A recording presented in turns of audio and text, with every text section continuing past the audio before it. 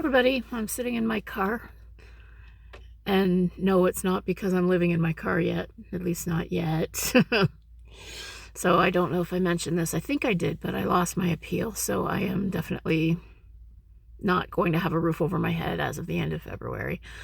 I was granted a few extra weeks. Oh, what a peach the administrator is. But I don't know. Here I am. I don't know what else I'm going to do. Probably going to go into the shelter for March. And then after that, I am probably going to be living in my car, which, oh, even the idea of it sucks. You know, I watch these van life videos on YouTube. And if I were in my 20s, maybe I could still do that. But I have arthritis in my knees. I can't crawl around in the back of my car. I just can't. Oh! And everything I think about being homeless, you know, trying to huddle on a little cot in a shelter, I just can't. And unfortunately, every place I've looked at is either hundreds of dollars more than I'm paying in rent now, which I can't afford because, you know, my wages don't go up, or completely inappropriate, like sharing a room with a child. Somebody in their 20s, I think, is a child, because that's like less than half my age. I just, no, can't do it. So, I don't know. I really don't know what I'm going to do with myself. Of course, the person that lives in the cartoon world in my head thinks I could start an OnlyFans page, but it would literally be fans. It'd be ceiling fans, automotive fans, the occasional fan dance. No, okay, that's Karita Kaboom's joke anyway. I just kind of stole it from her.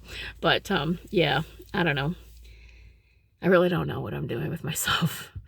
And it's getting scarier and scarier. But I suppose it could always be worse. It could always be the lives lived by the people in the books that I read this month. What a segue. So 2 weeks ago, almost 3 weeks ago now. Whoa, how time flies. I was Martin Luther King Day. So just possibly a little coincidentally and partly by design, I've the 3 authors that I read this month, in the past month or so, they all happen to be Black. And that is literally the only thing that these 3 books have in common. So this is going to be a very disparate sort of review. So the first book that I found while I was packing, you can't really see it, it's None More Black. It's Execution Poems by George Eliot Clarke. I'm working on a reread of this one. I haven't finished it yet, but I wanted to reread it because I really liked it the first time I read it. Dr. Clarke is an author from Nova Scotia, and you can see it's also signed because I saw him read at the Stratford Shakespeare Festival. VI, so that was 2006. I was trying to remember the date, but it was 2006 when I saw him read, and he signed this book for me. And a year or so later, he actually spoke at the University of Waterloo's graduation, and a friend of mine happened to be graduating and invited me to attend the ceremony, and he was kind of hanging around in the Student Life Center, and so I got to talk to Dr. Clarke, so that was kind of fun. He is from Nova Scotia, and he coined the term Africadian, which is a portmanteau of African, Canadian, Acadian. And the book Execution Poems is based on a real-life crime case of these 2 brothers, George and Rufus Hamilton. And they were the last 2 people to be executed in Nova Scotia. And this was in 1949. George was 23, Rufus was 22. George was living in a little 2-room place without running water with his wife and 2 kids. Rufus had been in and out of jail, worked menial jobs. These were just poor, uneducated. George had a third grade education. I'm not sure if Rufus had any education at all. And they were, they weren't hardened criminals. They were just impoverished and desperate. And one night they decided they wanted to, commit a crime so that they could get some money, feed their children, or feed George's children, and they robbed a taxi driver. They beat him to death with a hammer and put his body in the trunk, and then and this kind of speaks of the stupidity of the whole thing, drove his taxi around town. And of course everybody recognized the taxi. This was, this guy was a veteran, he was an upstanding citizen. And so of course these two guys, actually I want to call them boneheads, but that's probably not a good thing to call anybody. So they were arrested, and obviously they were charged and hanged on the same day, back-to-back cells. And the book of poetry, Dr. Clarke also wrote a novel called George and Rue, which I didn't like as much as the poetry, because the poetry, through the language that it uses, explores different aspects of the language is really elegant, and then it's like these little shining lights of beauty in this awful drudgery of these people's existence. And it looks at poverty and desperation and the violence that these people lived with, and the whole cycle of illiteracy, poverty, abuse, and addiction that leads to terrible crimes, which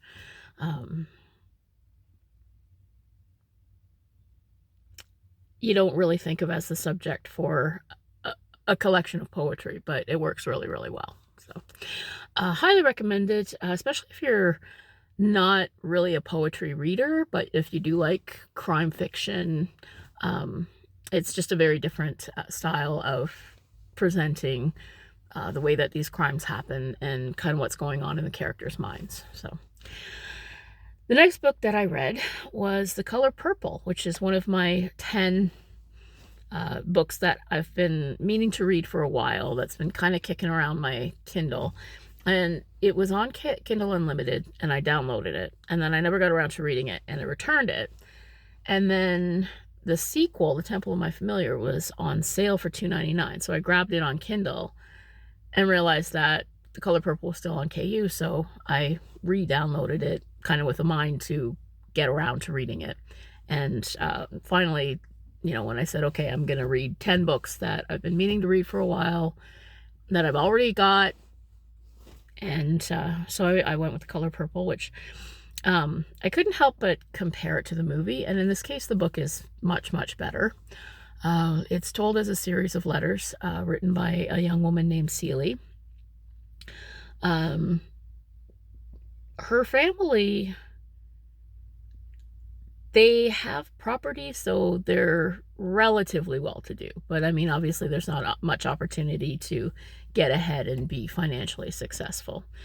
And her father is a piece of shit, and oh yeah, I guess trigger warning, there's a lot of there's quite a bit of violence and domestic abuse and SA, and she has 2 babies by him, and her babies get sent away. And her father's friend, whom she only refers to as Mr. Blank, starts sniffing around her sister Nettie, and Celie doesn't like that, and her father doesn't like that, so her father makes a deal with Mr. and says, here, why don't you marry Celie instead? For whatever reason, I don't know, maybe Nettie's too young or whatever, but Mr. goes along with it. And then he's just as much a piece of shit as her father. Excuse me a second, my light just went out. So he's just as much a piece of shit as her father. And she doesn't have a good life, but she doesn't complain very much about it. She, she takes care of the house and she takes care of the kids, and she writes her letters to God, and this is her life. And so we get an account of the family's lives, and Mr. has a son who's a teenager who eventually marries a woman named Sophia, and Harpo and Sophia have the most messed up relationship. It's great. Sophia's a great character. And Mr. is in love with another woman named Shug Avery, who's a professional singer.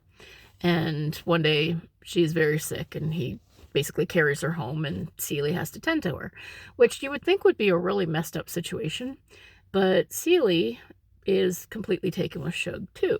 So eventually she and Shug, they're kind of rivals at first, and then they become friends, and then eventually they start their own relationship, which sure, why the hell not, right?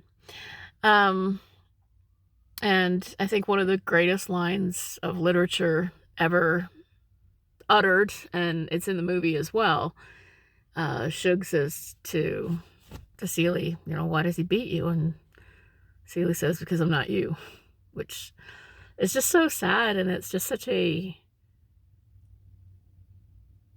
complicated moment of how a person can accept an abusive relationship and stay in it and not be fighting to get out of it.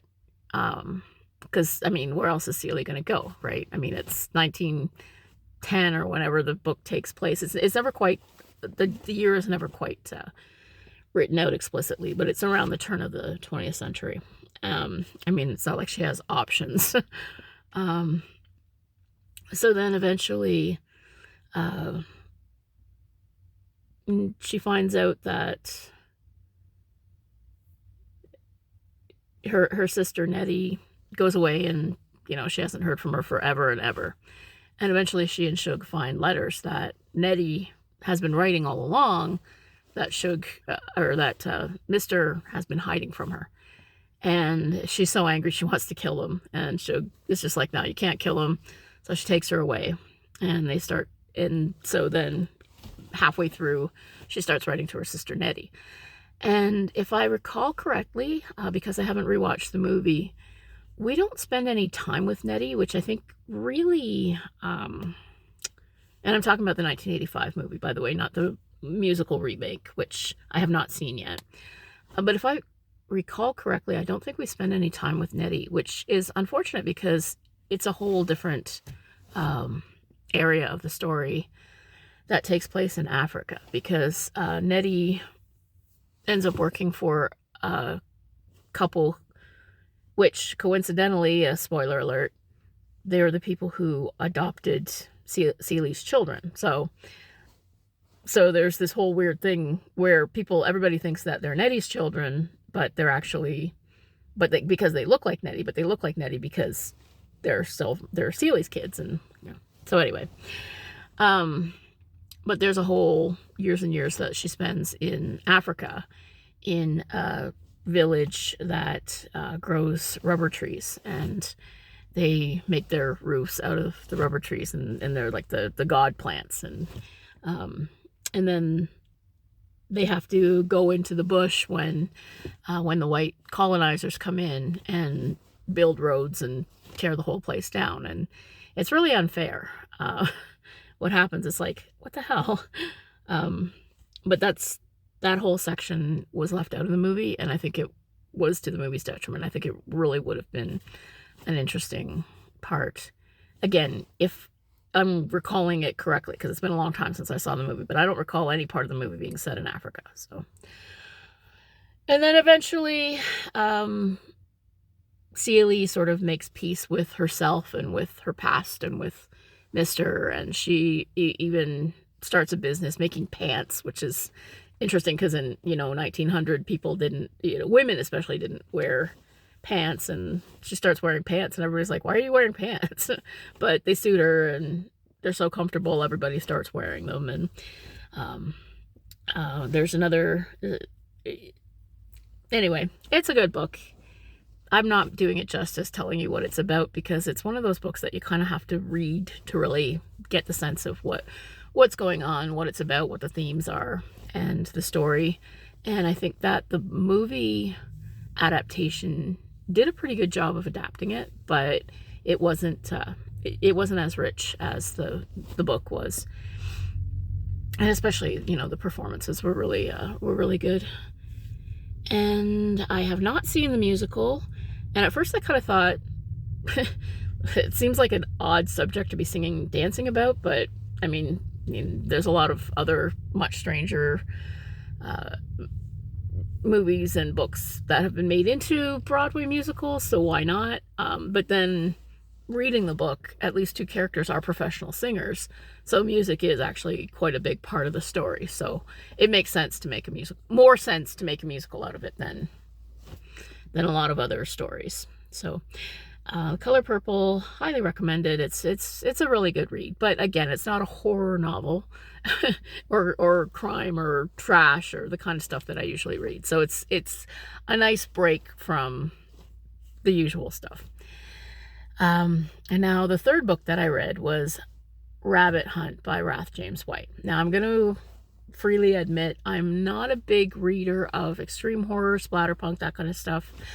I've been following Wrath for many years on social media, and he's one of my favorite people to follow. He is an incredibly cool guy, and I really like his posts, and we've had some interesting conversations, and he's one person I would really, really like to hang out with, like if I ever get to KillerCon or, places like that.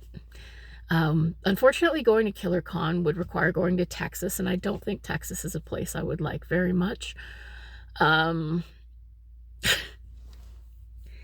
Okay, here's a fun fact about Texas that probably tells me all I need to know.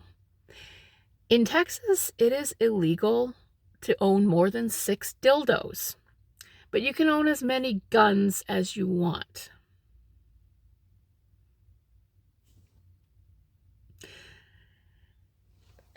And that is just so incredibly messed up. It really is. Anyway, and the other problem with splatterpunk and extreme horror is, again, I have this sort of Looney Tunes theme running in my head at all times, and I cannot leave out the cartoon sound effects and the ridiculous theme, and I can't take it seriously. So I have a tendency to just kind of skim past all the blood and the guts and the gore and everything flying around is pretty ridiculous to me most of the time. That's why I don't read it most often. And I do have a tendency to laugh at it when other people, they're like, oh, this is really horrible stuff happening. I'm like, this is horrible stuff that it is unlikely to happen. It's like a big cartoon. Like, no. Right. Anyway, this is why I don't read a lot of extreme horror. But I saw that Wrath had a new one out, and I thought, you know what? This time I'm going to read it. Because I haven't read a whole lot of his stuff. I've just read a couple of short stories.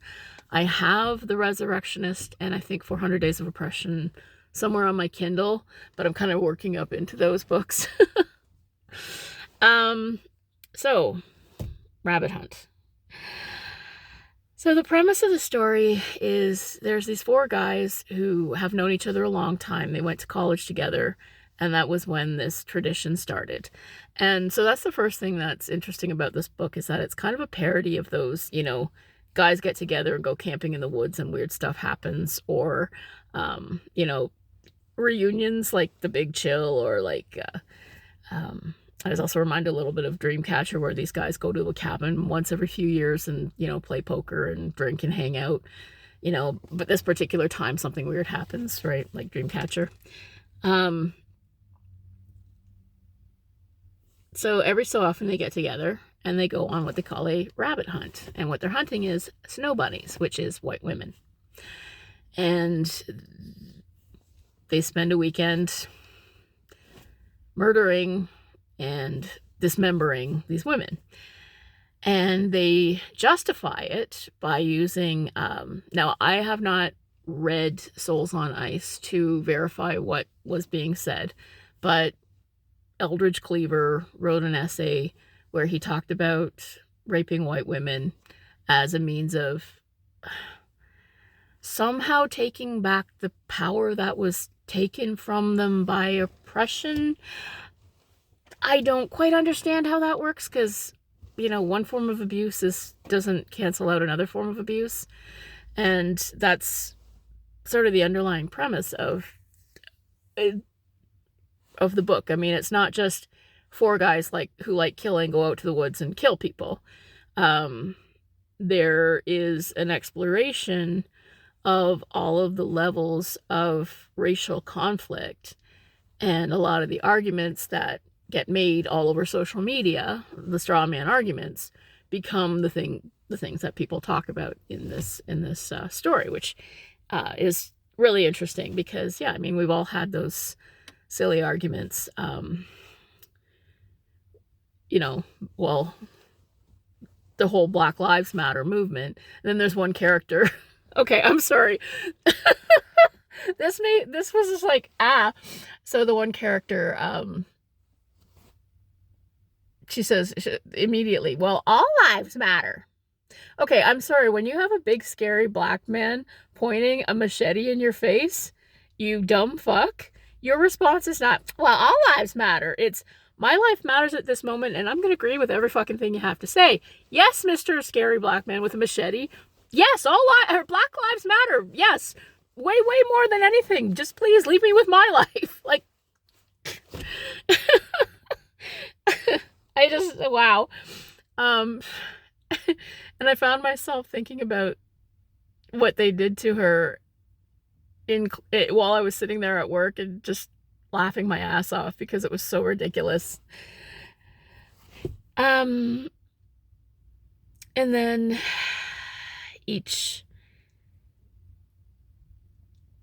where was I going with that? Yeah, so they talk about the writings of Eldridge Cleaver, and they use this as and by the way, every time I read the name Eldridge, I think Eldritch, and I think that somebody should do a Lovecraftian take on Souls on Ice. Wrath, please make it happen, because, Lovecraft was a notorious racist, and that would be really hilarious.